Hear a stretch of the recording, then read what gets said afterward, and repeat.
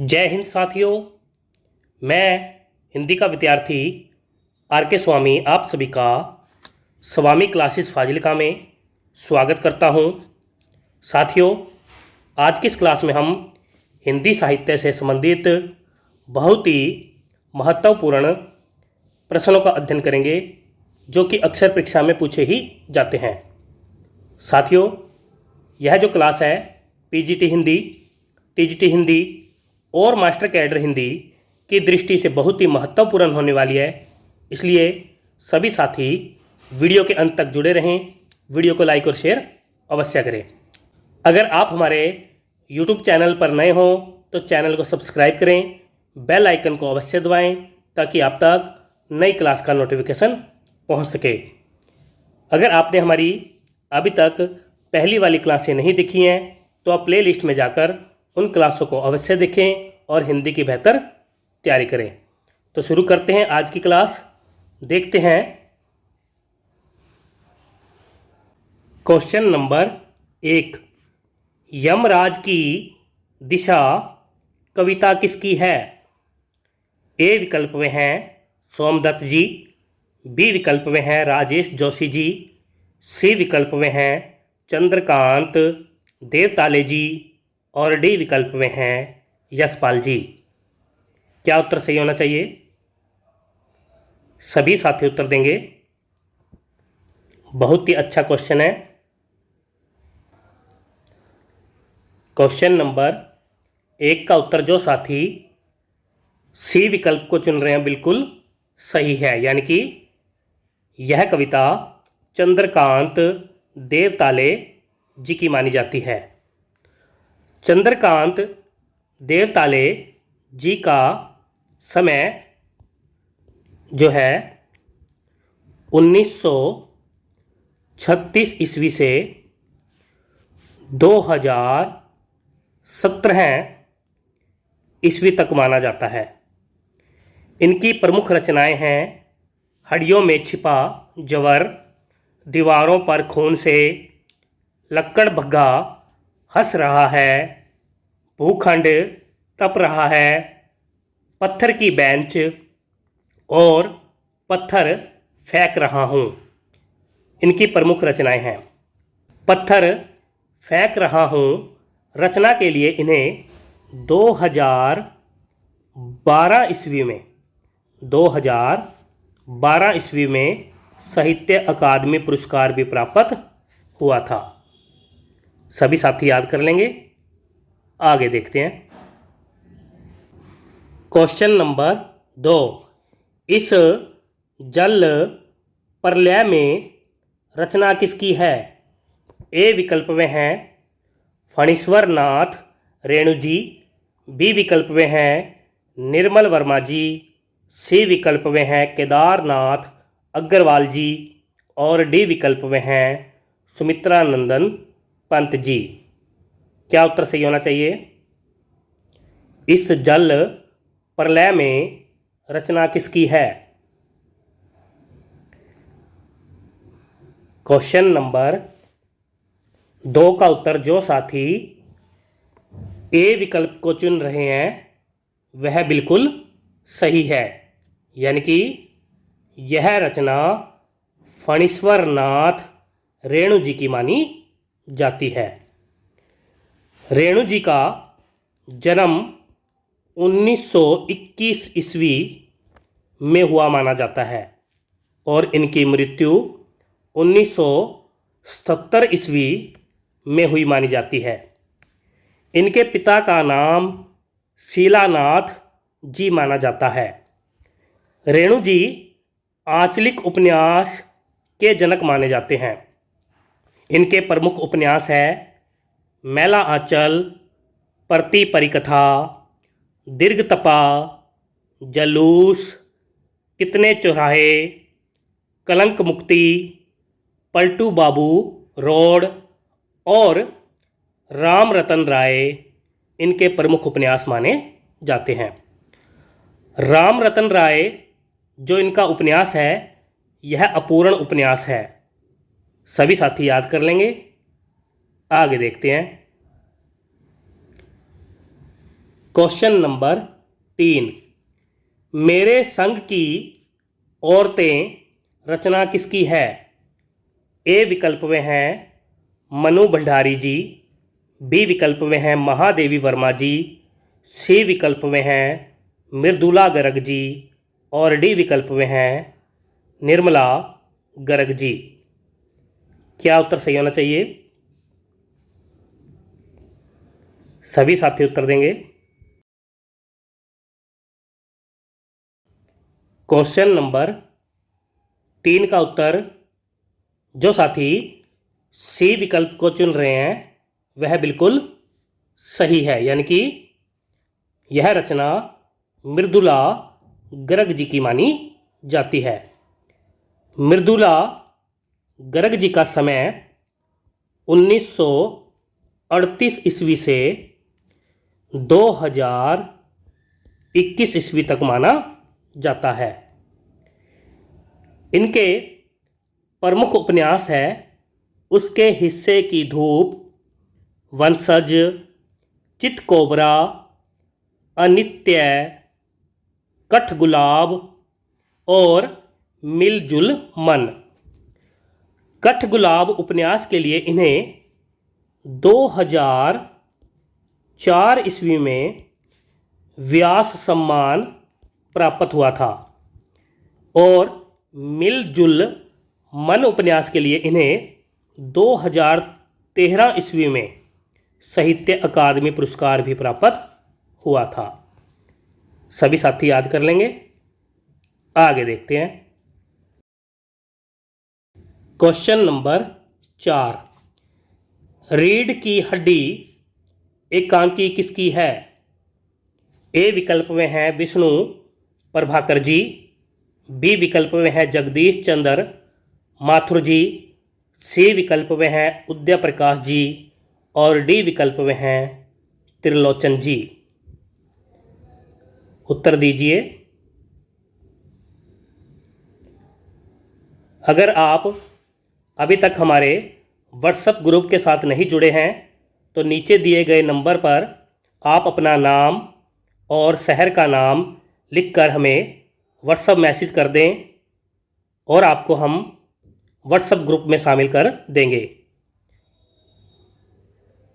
Question number 4 का उत्तर जो साथी बी विकल्प को चुन रहे हैं बिल्कुल सही है, यानी कि यह एकांकी जगदीश चंद्र माथुर जी की मानी जाती है। जगदीश चंद्र माथुर जी का जन्म 1917 ईस्वी में हुआ माना जाता है और इनकी मृत्यु 1978 ईस्वी में हुई मानी जाती है। इनके पिता का नाम लक्ष्मी नारायण माथुर जी माना जाता है। इनकी प्रमुख एकांकी है भोर का तारा, मकड़ी का जाल, कबूतर खाना और इनके प्रमुख नाटक हैं कोणार्क, शारदिया, 10 तस्वीरें, पहला राजा, दशरथ नंदन इनके प्रमुख नाटक माने जाते हैं। सभी साथी याद कर लेंगे। आगे देखते हैं। क्वेश्चन नंबर 5, माटी वाली रचना किसकी है? ए विकल्प में है मोहन राकेश जी, बी विकल्प में है निर्मला गर्ग जी, सी विकल्प में है दिनकर जी और डी विकल्प में है विद्यासागर नौटियाल जी। क्या उत्तर सही होना चाहिए?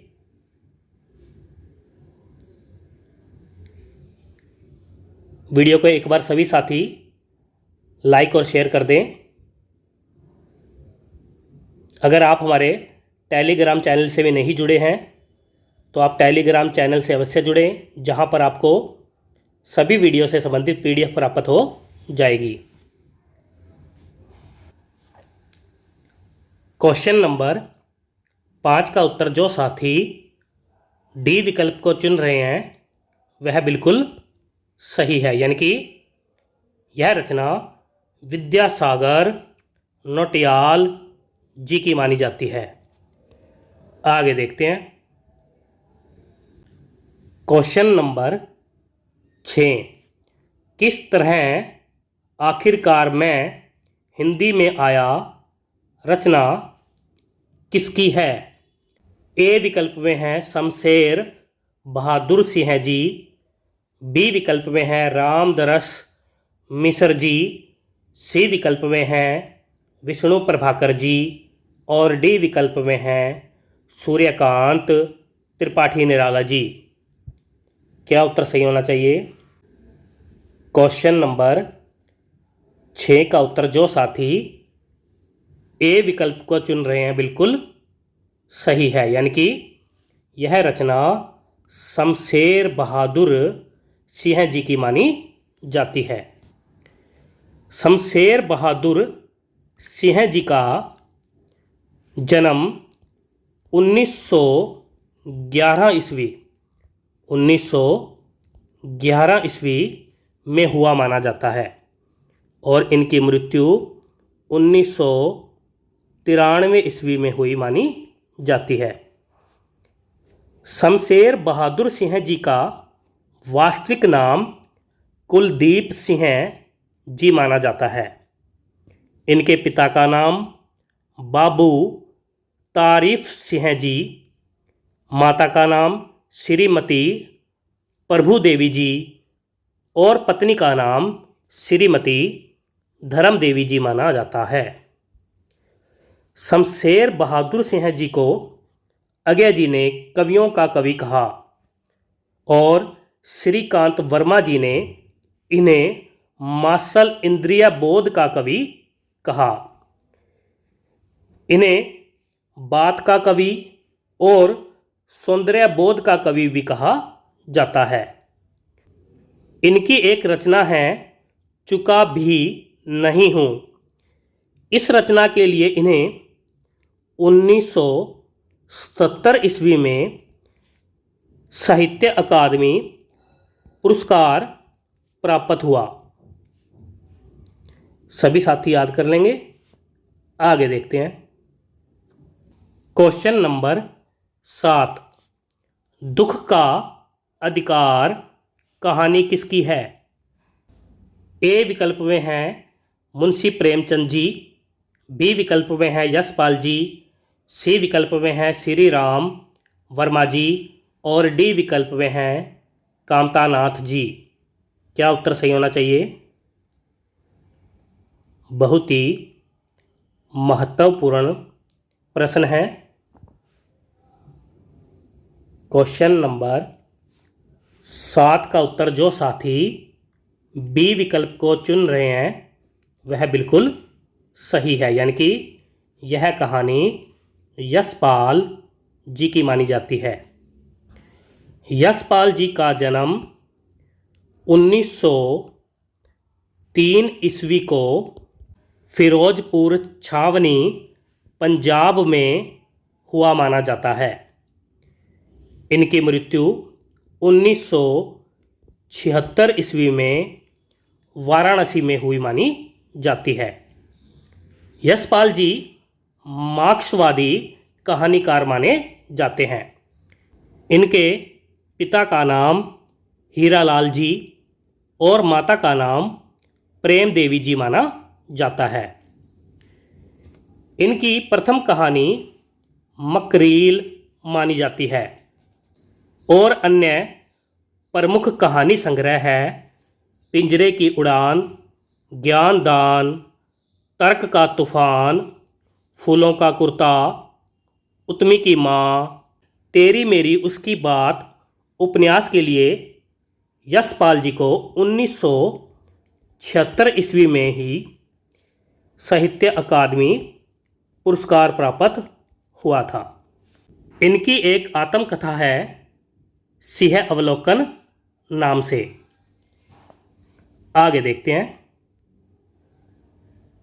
Question number 8। एवरेस्ट मेरी शिखर यात्रा वृत्तांत किसका है?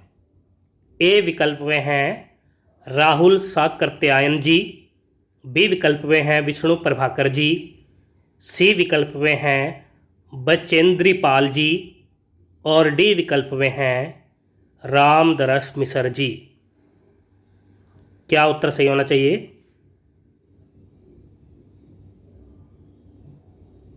क्वेश्चन नंबर 8 का उत्तर जो साथी सी विकल्प को चुन रहे हैं बिल्कुल सही है, यानी कि यह यात्रा वृतांत बचेंद्री पाल जी का माना जाता है।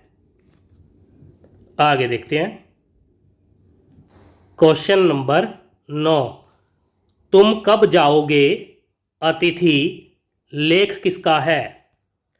ए विकल्प में है महादेवी वर्मा जी, बी विकल्प में है शरद जोशी जी, सी विकल्प में है श्यामाचरण दुबे जी और डी विकल्प में है महावीर प्रसाद द्विवेदी जी।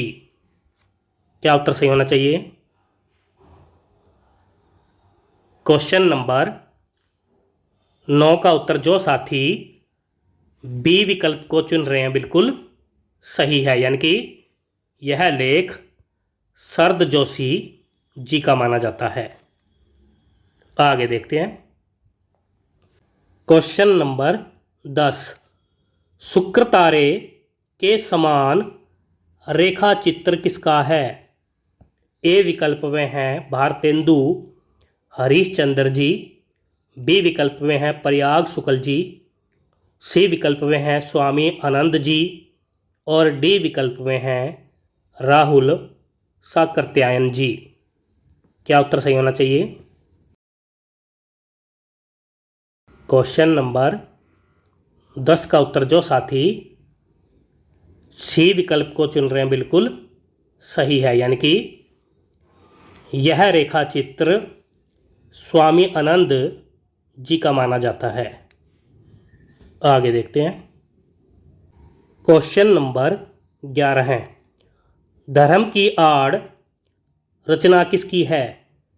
ए विकल्प में है केदारनाथ अग्रवाल जी, बी विकल्प में है महादेवी वर्मा जी, सी विकल्प में है गिरजा कुमार माथुर जी और डी विकल्प में है गणेश शंकर विद्यार्थी जी। क्या उत्तर सही होना चाहिए? क्वेश्चन नंबर 11 का उत्तर जो साथी डी विकल्प को चुन रहे हैं बिल्कुल सही है, यानी कि यह रचना गणेश शंकर विद्यार्थी जी की मानी जाती है। गणेश शंकर विद्यार्थी जी ने सन 1913 ईस्वी में प्रताप नामक एक साप्ताहिक पत्रिका का संपादन किया जो कानपुर से निकलती थी। सभी साथी याद कर लेंगे। आगे देखते हैं। क्वेश्चन नंबर 12 है, गीत अगीत कविता किसकी है? ए विकल्प में है रामधारी सिंह दिनकर जी, बी विकल्प में है सुमित्रा नंदन पंत जी, सी विकल्प में है सूर्यकांत त्रिपाठी निराला जी और डी विकल्प में है जयशंकर प्रसाद जी। क्या उत्तर सही होना चाहिए? गीत अगीत कविता किसकी है? क्वेश्चन नंबर 12 का उत्तर जो साथी ए विकल्प को चुन रहे हैं बिल्कुल सही है, यानी कि यह कविता रामधारी सिंह दिनकर जी की मानी जाती है। दिनकर जी का जन्म 1907 ईस्वी में हुआ माना जाता है और इनकी मृत्यु 1974 ईस्वी में हुई मानी जाती है। इनके पिता का नाम बाबू रवि सिंह जी, माता का नाम मनरूप देवी जी और पत्नी का नाम श्यामवती देवी जी माना जाता है। इन्हें यानी कि दिनकर जी को अनल का कवि, समय सूर्य, अधैर्य का कवि, महज डिप्टी राष्ट्र कवि और दूसरा राष्ट्र कवि कहा जाता है। इनकी प्रमुख रचनाएं हैं रेणुका, हुंकार, सामधेनी, इतिहास के आंसू, परशुराम की प्रतीक्षा, कुरुक्षेत्र, रश्मिरथी, उर्वशी और संस्कृति के 4 अध्याय। सभी साथी याद कर लेंगे। आगे देखते हैं। क्वेश्चन नंबर 13 है, अग्निपथ कविता किसकी है? ए विकल्प में हैं सुमित्रा नंदन पंत जी, बी विकल्प में हैं भवानी प्रसाद मिश्र जी, सी विकल्प में हैं हरिवंश राय बच्चन जी और डी विकल्प में हैं कुंवर नारायण जी। क्या उत्तर सही होना चाहिए? सभी साथी उत्तर देंगे। क्वेश्चन नंबर 13 का उत्तर जो साथी सी विकल्प को चुन रहे हैं बिल्कुल सही है, यानी कि यह कविता हरिवंश राय बच्चन जी की मानी जाती है। हरिवंश राय बच्चन जी हालावाद के प्रवर्तक माने जाते हैं। इनका जन्म 1907 ईस्वी में हुआ माना जाता है और इनकी मृत्यु 2003 ईस्वी में हुई मानी जाती है। इनके पिता का नाम प्रताप नारायण श्रीवास्तव जी, माता का नाम सरस्वती देवी जी और पत्नियों के नाम श्यामा बच्चन जी और तेजी सूरी जी माना जाता है। इन्हें यानी कि हरिवंश राय बच्चन जी को आत्मा अनुभूति के कवि, सही रोमांस का कवि, हिंदी का बायरन, जनता के बीच का कवि आदि नामों से भी जाना जाता है।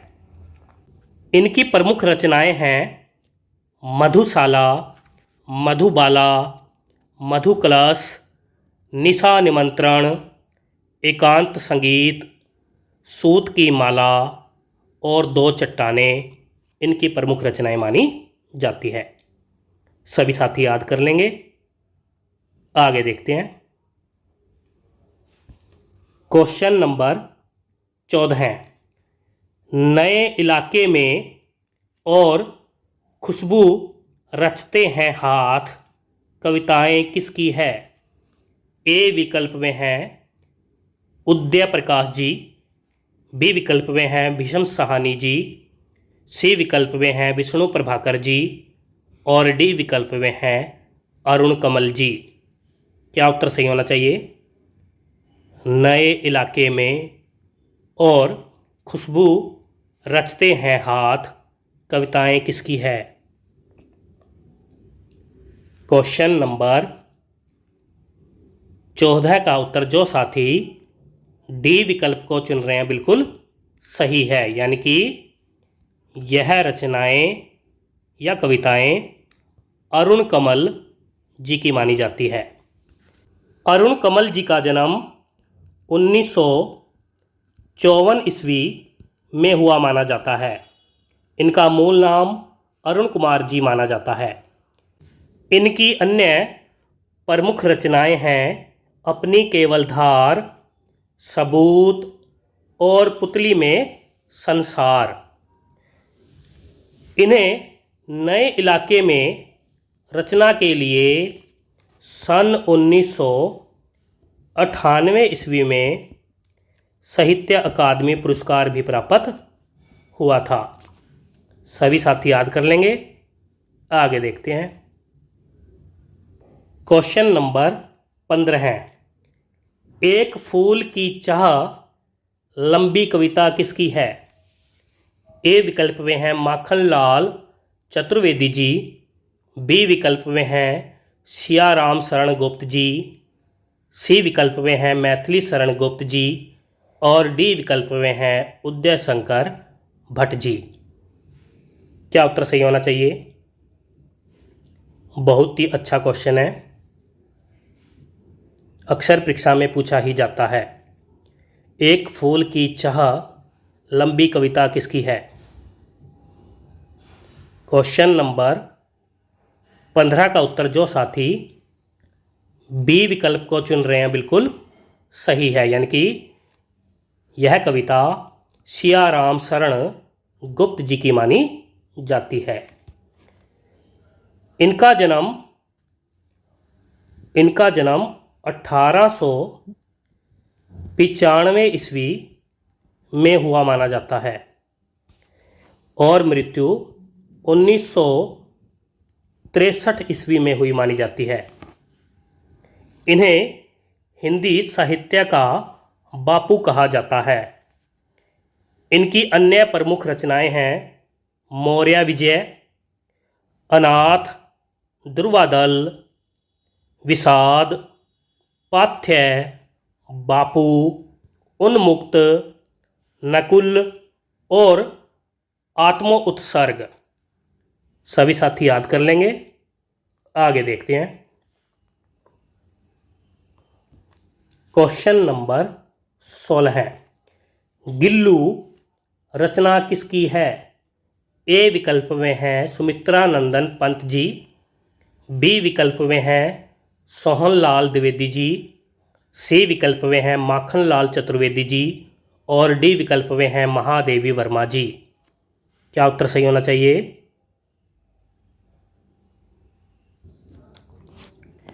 क्वेश्चन नंबर 16 का उत्तर जो साथी डी विकल्प को चुन रहे हैं, बिल्कुल सही है। यानी कि यह रचना महादेवी वर्मा जी की मानी जाती है। गिल्लू रचना जो है महादेवी वर्मा जी का संस्मरण संग्रह मेरा परिवार में शामिल है। महादेवी वर्मा जी का जन्म 1907 ईस्वी में हुआ माना जाता है और इनकी मृत्यु 1987 ईस्वी में हुई मानी जाती है। इनके पिता का नाम गोविंद प्रसाद वर्मा जी, माता का नाम हेमरानी देवी जी और पति का नाम श्री स्वरूप नारायण वर्मा जी माना जाता है। इन्हें यानी कि महादेवी वर्मा जी को आधुनिक युग की मीरा, वेदना की कवयित्री, साहित्य सम्राज्ञी और रहस्यवाद की कवयित्री कहा जाता है। निराला जी ने इन्हें हिंदी के विशाल मंदिर की वीणा पाणी कहा है। इनके प्रमुख संस्मरण रेखा चित्र हैं अतीत के चलचित्र, स्मृति की रेखाएं, पथ के साथी, श्रृंखला की कड़ियाँ। महादेवी वर्मा जी की प्रमुख काव्य रचनाएं हैं निहार, रश्मि, निर्जा, सांध्या गीत, यामा और दीपशिखा। सभी साथी याद कर लेंगे। आगे देखते हैं। क्वेश्चन नंबर 17 है स्मृति रचना किसकी है? ए विकल्प में है बाल कृष्ण भट्ट जी, बी विकल्प में है ज्ञानेंद्र कुमार जी, सी विकल्प में है श्री राम वर्मा जी और डी विकल्प में है सुमित्रा नंदन पंत जी। क्या उत्तर सही होना चाहिए?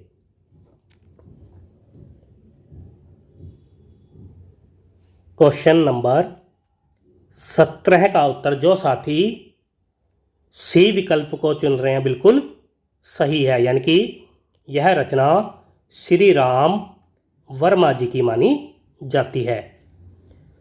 श्री राम वर्मा जी का जन्म 18 जुलाई 1935 ईस्वी में हुआ माना जाता है।